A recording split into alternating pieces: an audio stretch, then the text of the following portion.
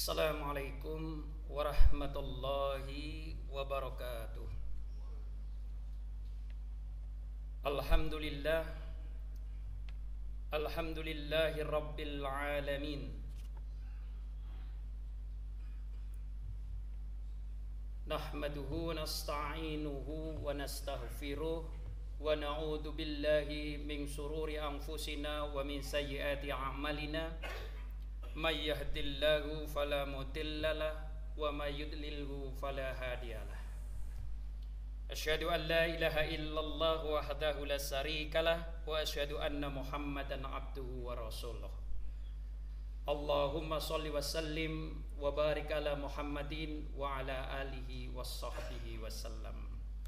Alhamdulillah, di siang hari ini biasanya saya nggak pakai pembuka. Ini pakai pembuka karena menggantikan Ustadz biar nggak jauh beda. Biasanya langsung materi, ini kasih pembuka dulu. Ustadz yang berhak di sini berhalangan hadir. Ini saya ingin melanjutkan tema yang kemarin. Kalau kita membaca Al-Quran dan berusaha untuk memahaminya, lalu kemudian kita membaca Al-Hadis dan berusaha untuk memahaminya, maka kita akan memperoleh gambaran betapa komplitnya Islam memberikan kepada kita tuntunan. Agama dengan aturan yang cukup detail. Di saat Al-Quran tidak menjelaskan secara detail tentang pelaksanaan ibadah, maka kita bisa mencarinya di dalam Al-Hadis. Ini pentingnya kita membaca.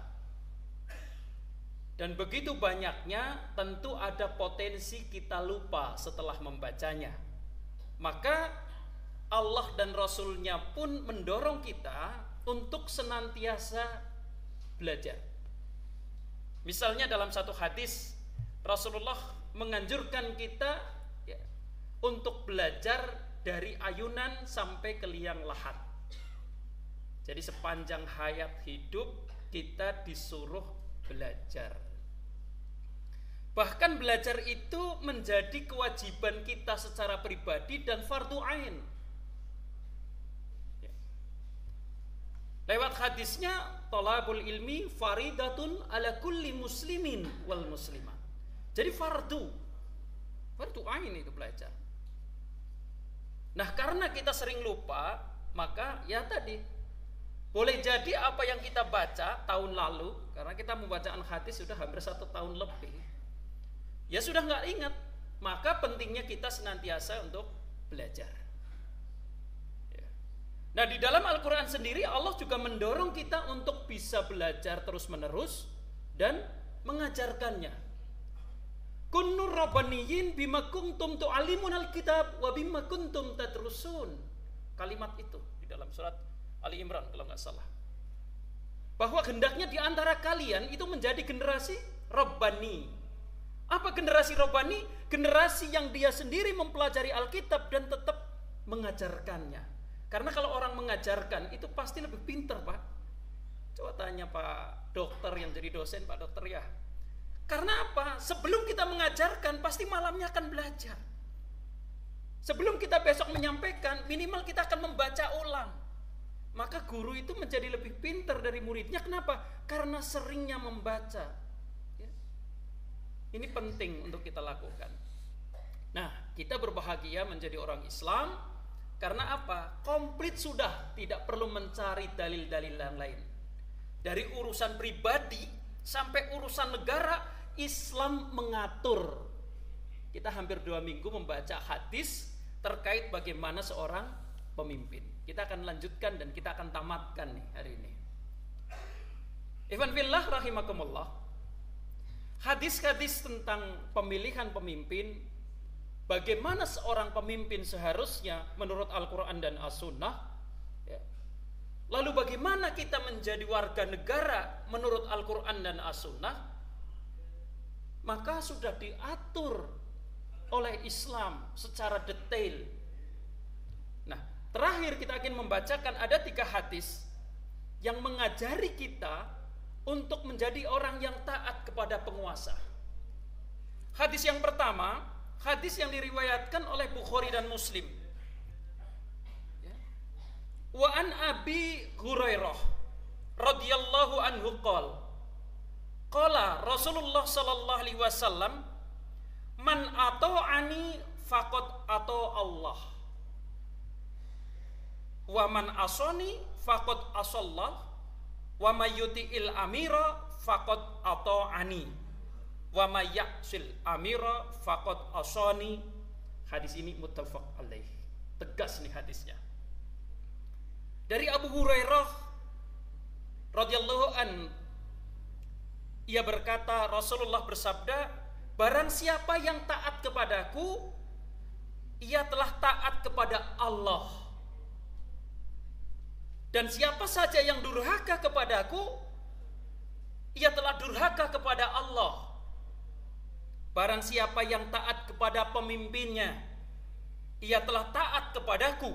Dan siapa saja yang durhaka kepada pemimpinnya, maka ia telah berdurhaka kepadaku.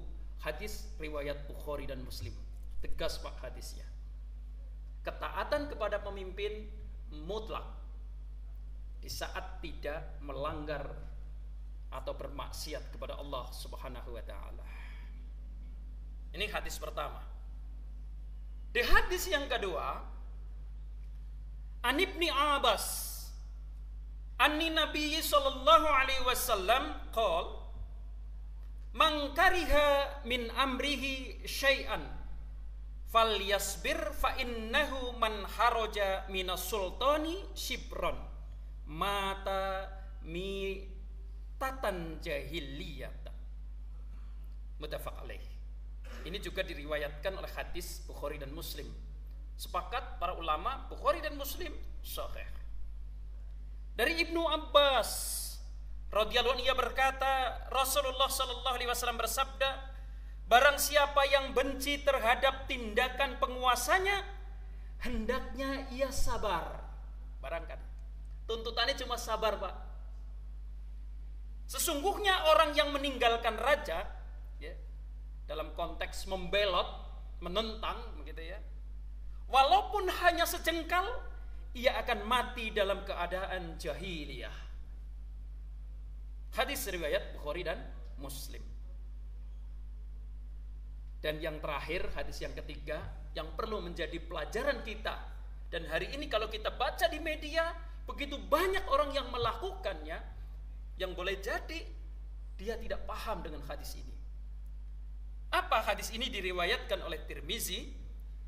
Wa an Abi Bakrah radhiyallahu anhu qol sami'tu Rasulullah sallallahu alaihi wasallam yaqul man ahana sultana ahanullah. Rawahul Tirmizi wa qala hadis hasan. Dari Abu Bakrah, ya. Ia berkata, aku mendengar Rasulullah sallallahu alaihi wasallam bersabda, barang siapa yang menghina penguasanya, Allah akan menghinakan dirinya. Ini ancaman dari Allah. Jelas? Dari kemarin kita membaca hadis, tidak ada satupun anjuran kita untuk membelot dengan penguasa. Yang ada adalah untuk patuh, taat. Kalau pemimpin kita tidak disukai, perintahnya cuma satu, sabar. Nah, kalau melihat hadis-hadis ini, maka kita dapat mengambil kesimpulan betapa pentingnya memilih seorang pemimpin. Dan usahakan segala potensi yang kita miliki kita gunakan. Agar apa? Agar kita tidak salah memilih ke orang pemimpin, karena ada konsekuensi logis siapapun yang menjadi pemimpin kita wajib taat. Ini beratnya, Pak. Kalau saya secara pribadi, Pak, kalau suruh milih, ya silahkanlah kalian milihlah penguasa orang-orang yang punya ilmu milih gitu. Biar kita terbebas dari tanggung jawab. Ya. Tapi kan Indonesia itu negara demokrasi, ya kan? Yang secara hukum setiap satu orang punya hak memilih satu suara.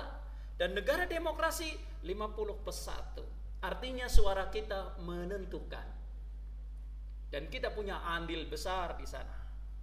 Maka kalau salah-salah memimpin, boleh jadi pertanggungjawaban kita akhiratnya sangat berat.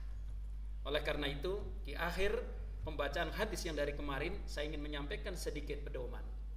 Pertama, mau tidak mau pemilihan pemimpin kita lakukan, karena itu sudah menjadi konstitusi kita. Yang kedua, gunakan fasilitas yang Allah berikan kepada kita. Apa fasilitas itu? Salat istikharah. Tanya kepada orang-orang yang memiliki ilmu, siapa pemimpin yang layak untuk kita dukung. Setelah kita memiliki keyakinan itu, gunakan salat istikharah dan berdoa kepada Allah Subhanahu wa taala agar pilihan kita tidak salah. Setelah itu kita pasrah kepada Allah. Kalau nggak jadi, alhamdulillah begitu. Kalau jadi, astagfirullah, jangan-jangan pilihan saya salah gitu. Kan nyaman ini, nggak ada keributan kalau begitu tuh, ya. Nggak jadi pilihan kita, alhamdulillah. Jadi astagfirullah, saya ikut mendukung dia ya Allah. Bahkan di hadis-hadis yang sebelumnya menunjukkan bahwa kita disuruh mendoakan mereka, pemimpin, meskipun kita tidak suka. Pemimpin yang tidak mencukupi atau tidak menjalankan hak-hak kita, maka kita disuruh hanya sabar dan berdoa kepada Allah agar mereka memenuhi hak-hak kita. Tidak ada pilihan lain kecuali kita bersabar. Jadi kalau salah memimpin, ya tunggu 5 tahun bersabar, kira-kira begitu. Ya, salah memilih pemimpin. Ya, oleh karena itu, ya dari kemarin sampai hari ini yang kita bahas hadis-hadisnya ada di Riyadhus Shalihin. Kalau masih belum jelas, buka lagi Riyadhus Shalihin, renungkan. Ya, renungkan. Dan ini adalah sudah kita sampaikan semua, insya Allah sesuai dengan catatan yang ada di Riyadhus Shalihin. Tergantung kepada kita mau menggunakan atau tidak. Semoga Allah Subhanahu wa taala mudahkan kita memahami Al-Qur'an dan As-Sunnah, sekaligus memampukan kita untuk menjalankan apa yang diperintahkannya dan menjauhi apa yang dilarangannya. Kalau ada salahnya saya mohon maaf kepada Allah, saya minta ampun. Mari kita tutup dengan doa kafaratul majelis. Subhanaka Allahumma rabbana wa bihamdika asyhadu an la ilaha illa anta astaghfiruka wa atubu ilaik. Assalamualaikum warahmatullahi wabarakatuh.